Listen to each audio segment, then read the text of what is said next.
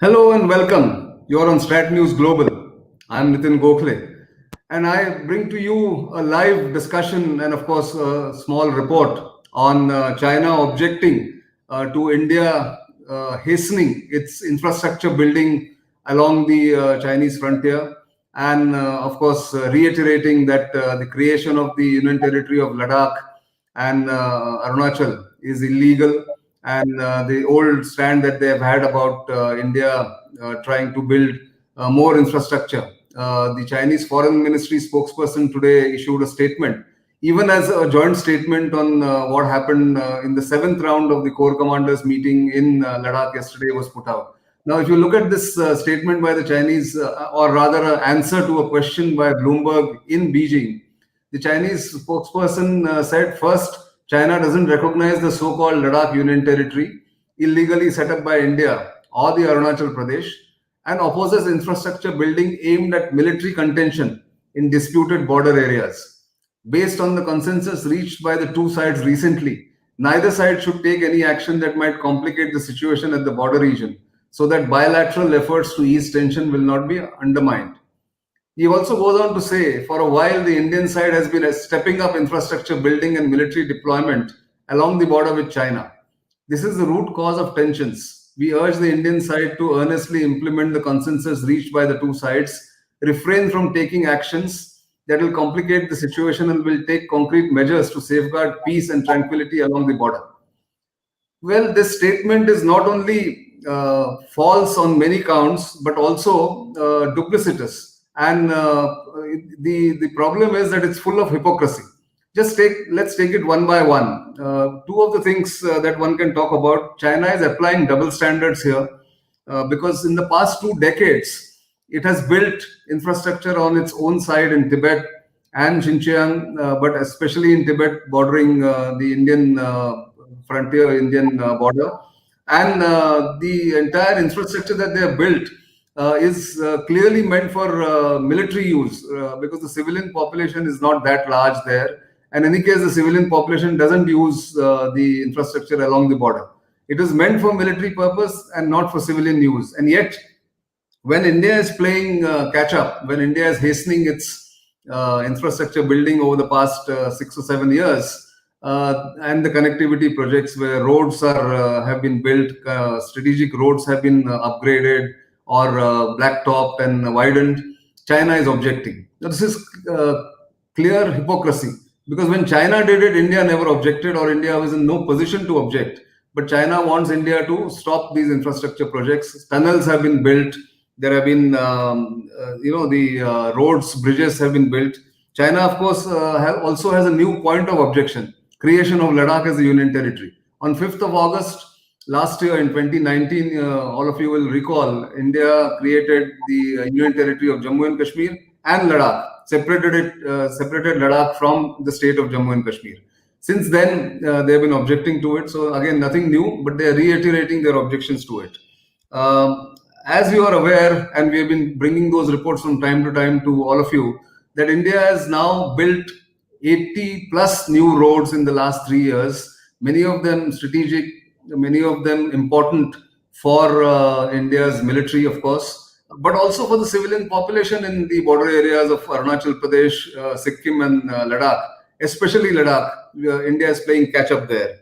The DS-DBO road, for instance, which actually can be seen as something that triggered Chinese reaction along the LAC as one of the points of trigger, or one of the triggers that started this. The Darcha-Padam-Nimu Leh road, which has come up beyond the Rohtang tunnel, which was, of course, inaugurated by Prime Minister Modi just recently, last week, in fact.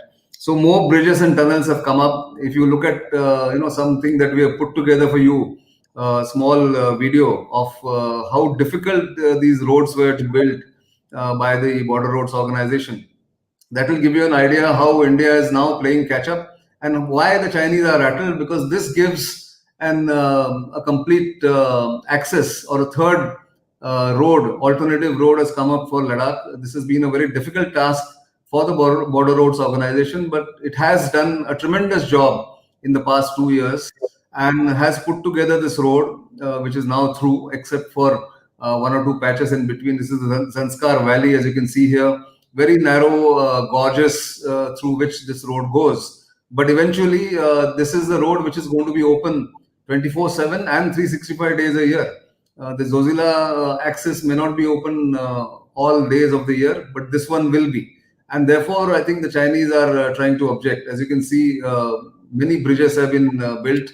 44 of them were inaugurated by Raksha Mantri Rajnath Singh on Tuesday, or in fact on Monday. And this is what the Chinese are objecting. You can see this fantastic road going to Ladakh.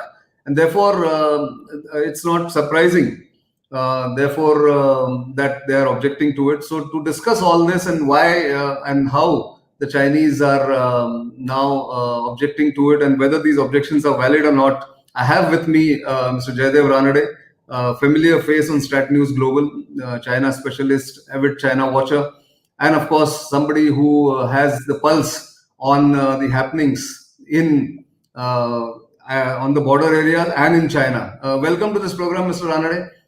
Thank you. Thank you. So you've just seen the statement by the Chinese Foreign Ministry spokesperson. What do you make of it? Well, Nitin, the statement is to be expected. That is the standard Chinese response whenever we do anything. But a couple of points worth noting here. The first is when he says that China didn't recognize or doesn't recognize the so-called Ladakh Union Territory, and then he juxtaposes that with Arunachal Pradesh. In other words, putting both on the same level and reasserting, I would say, China's claim on Ladakh. It's a new claim, technically speaking, but it's a claim. Right. Secondly, he also talks about us not constructing anything or building anything there, particularly for military use, but it doesn't say exclusively for military use. In other words, they're keeping the door open for them to raise objections about any developmental activity that we may take place, that we may take there. Sure. There are, in some of these places, small little villages or hamlets, which we might decide to link main connecting roads. Even those, the Chinese leave the door open for them to object to it. So I think what they are doing is raising the level of their claim, utilizing this as an excuse. They're also questioning, in effect, our revocation of Article 350 and saying that, that was illegal. This thing flows from that. So there are a number of things that come in here. And as you rightly pointed out, they have undertaken without consideration the building of defense infrastructure right on the border. So in fact, virtually all their border posts are today linked by road and by fiber optics.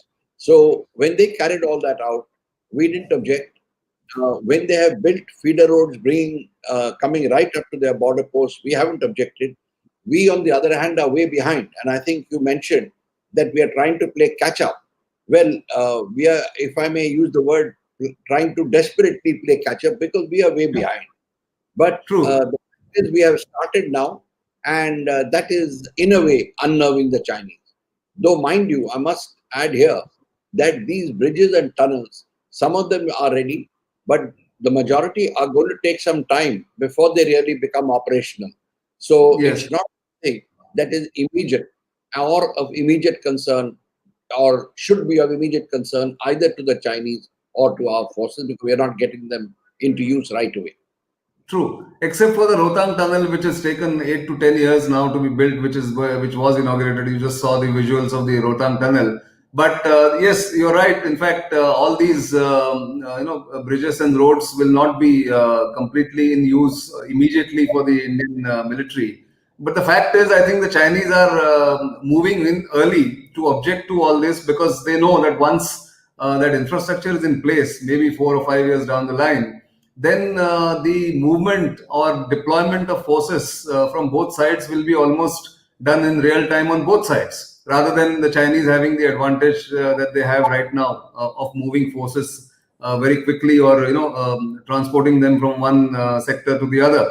So therefore, going beyond just the border infrastructure, the fact is they have built this for 20 years, and as we know, in Tibet the population is minuscule. They don't use that infrastructure so much, and that time they never sort of even looked at any Indian objections, if there were any. I don't remember, but the fact is that they went ahead and did this, and all these infrastructure building is in the Indian territory, right? So why do you think the Chinese? Of course, you answered it partly, but is this the way to up the ante and keep the pressure on? Is the tactic that they're adopting? They have upped the ante already, in the sense that after having done what they did and we have responded, let's not forget that it's a pertinent point that we have had to respond. So they were already inside when this entire thing started. But in the interregnum, till today, what they have done is added Ladakh as a new bone of contention by laying a claim to Ladakh. And I have read recently one or two articles written by some of their academic experts, which means it has permeated their system, saying that henceforth Ladakh will be part of the border negotiations. So like they raised Arunachal, they will be discussing this also.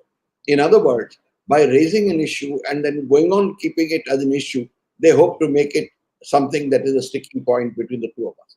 That is one aspect. The second, which I would not be surprised if they try and do, the same way they have objected to developmental works in Arunachal Pradesh, and they have in fact prevented international institutions from assisting developmental works, which in their parlance is called poverty alleviation. In our place, they have actually blocked institutions like the Asian Development Bank, etc., from giving aid to those. So we had to do it on our own ultimately.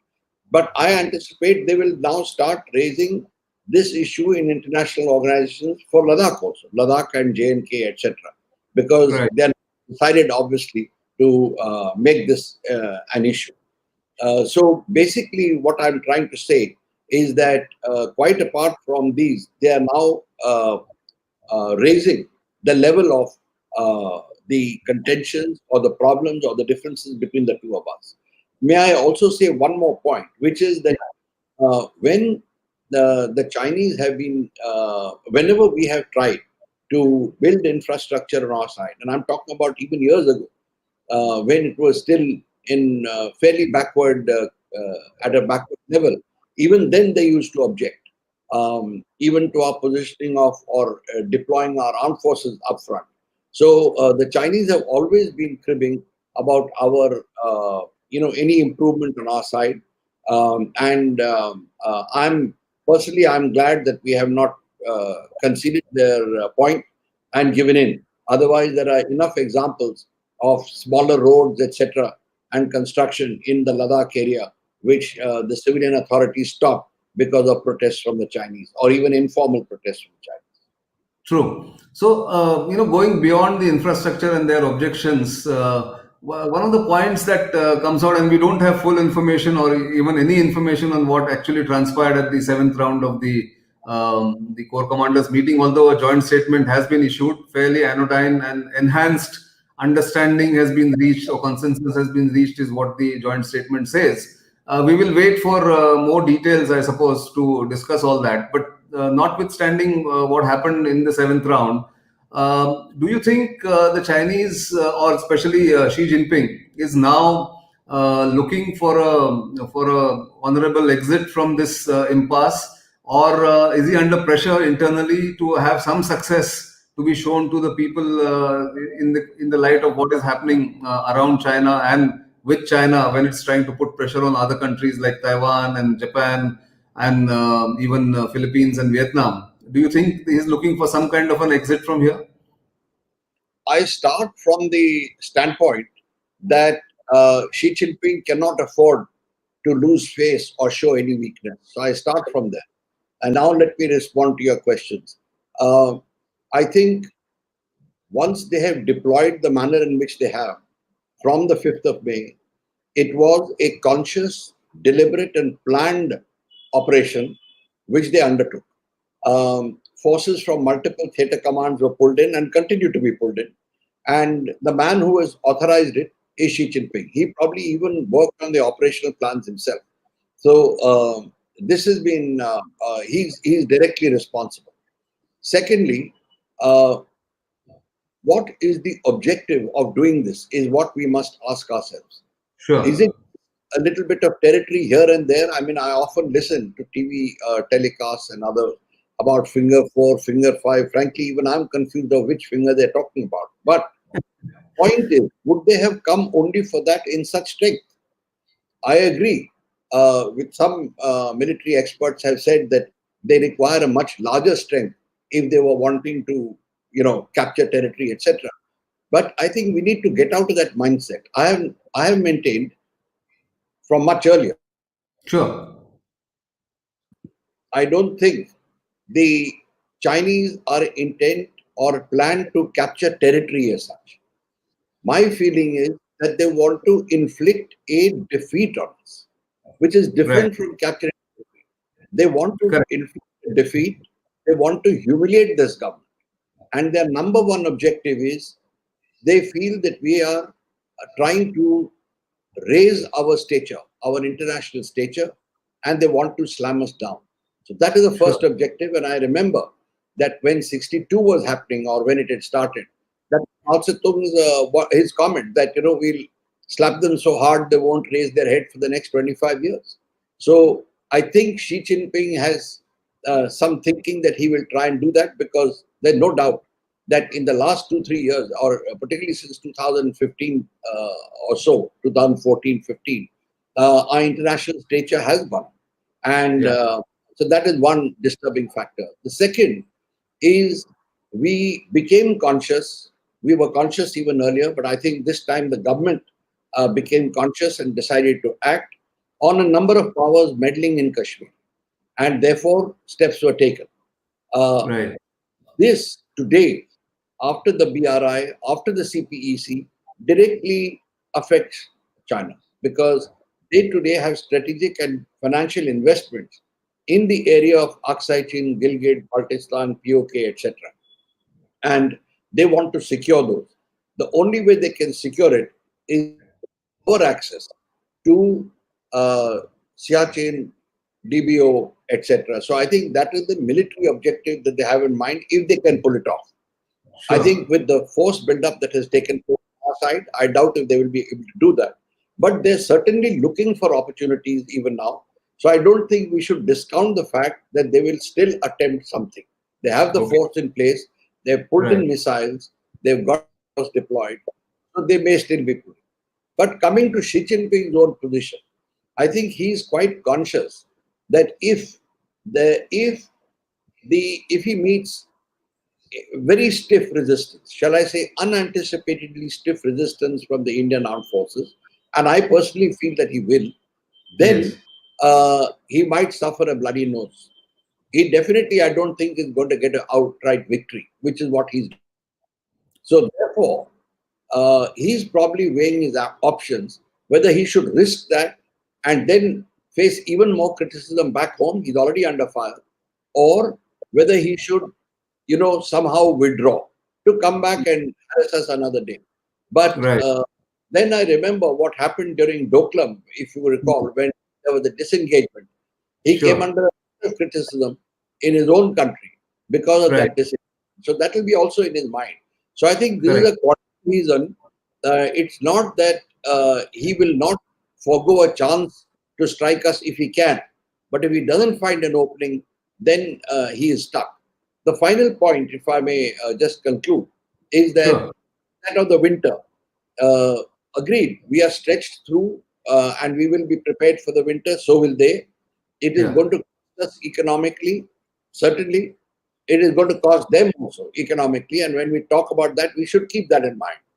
Correct. Thirdly, our people are used to these hard conditions. Hmm. They've been serving in the Ladakh and other sectors. They have been serving in Siachen. They've been fighting in the higher mountains in J&K in counterterrorism operations. So it's not that they're not used to all this. On the Chinese side, if we look at it, the soldiers are young. They are Yes. untested in battle, Many of them want to go back to homes. They have also upped the number of graduates whom they are taking in, whom they are inducting. And the graduates are coming in because then their education is paid for by the state. So they want to finish their 2 years and get back to completing their education. So I think these factors are going to bother the Chinese also. So Right. It's going to be a long and hard winter for them, certainly for us, but definitely for them. For them also. So one final question, not related to the border itself, but the Chinese have been very critical of the Quad meeting in Tokyo, and also saying that Asian NATO is likely to come in. And even today, the Foreign Office spokesperson had something to say about the Quad meetings, and also the United States butting in into Asia, as they call it. On that count, how worried they would be on this development about Quad and all other nations getting together, or as they call it, ganging up together? They are, from what I read and hear, they are quite apprehensive about the United States and what they may do. In fact, the tension levels in Beijing are quite high, I understand. And that will last throughout October till probably 3rd November when the results are in. They're talking about an October surprise, and they're on an alert because of that. There is also a feeling among some military analysts, Chinese military analysts, that the Americans may trigger something in the waters of the Philippines, in what is called the Sea of Philippines, or the Philippine Sea, around Scarborough Reef or something like that. That is their feeling. So tensions are high. I think that is worrying them more than Quad, because Quad is taking quite some time to really get going. Even this time after the meeting, there wasn't any real meat in the meeting, if I may say. There was no joint statement. There was no joint statement either. And Pompeo was the only one who referred, in fact, to China. No one else did. So I Right. think Quad, the present members of Quad are going slow. They're feeling each other out, testing each other's commitment on Quad. I think there's a bit of uncertainty there. There's also uncertainty about what position the United States may take once the elections are over, and depending on who comes back to power, Right. or who comes to power. So I think these are factors that play. I don't think the Chinese are so worried. They may make a public hue and cry about it, but I don't think they're that worried about Quad as they are about what the Americans may do. That is their number one concern. Yes, I think that's good to know, because otherwise there's unnecessary hype about potential of Quad and how Quad is now going to be a game changer. And it's for us to actually, be realistic about what are the options going forward. And as we have talked about earlier, and you have said number of times, and I have also, written and talked about it, is that ultimately India has to fight its own battle with China and deal with China on its own bilateral terms. Nobody is going to be really coming to India's aid. I think on that note, this is where we'll end today's discussion. But as usual, always a pleasure. And coming back to you in a couple of days, maybe, if we get some details of what happened at the Corps Commanders level. Unless you have one more point or some point to make, I just want to wind up here. I would just say, don't hold your breath about the Corps Commanders meeting. I don't expect any breakthrough, and I don't think the Chinese will concede any of our points. So, and I don't think our government is going to accept anything less than what is stated. So, Right. we are. Yeah, that's true. So thank you very much once again, for your time and your insights. Always very educative. Thanks very much, and thanks viewers for joining in large numbers. We will come back with such more such updates in coming days and weeks. Thank you very much. Thank you.